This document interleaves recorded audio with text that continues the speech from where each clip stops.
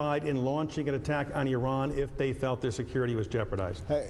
I think it's important to back up for a second, Tim, and just understand. Number one, Iran is in a stronger position now than it was before the Iraq War because the Congress authorized the President to go in.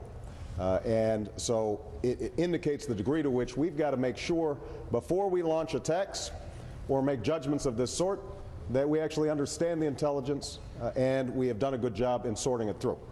Now, we don't know exactly what happened with respect to Syria.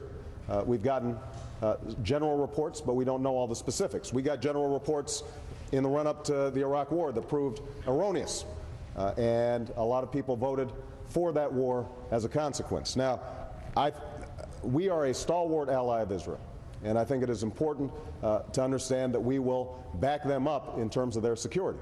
But it is critical to understand that until we have taken the diplomatic routes that are required to tighten economic sanctions, I have a plan right now to make sure that private pension funds in this country can divest from their holdings in Iran.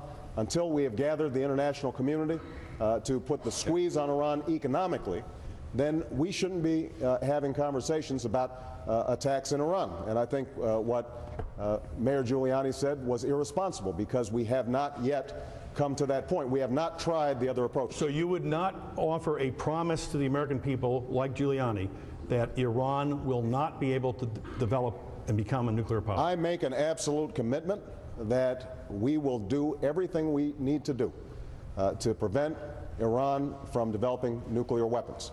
One of the things we have to try, though, is to talk directly to Iran, something that we have not been doing.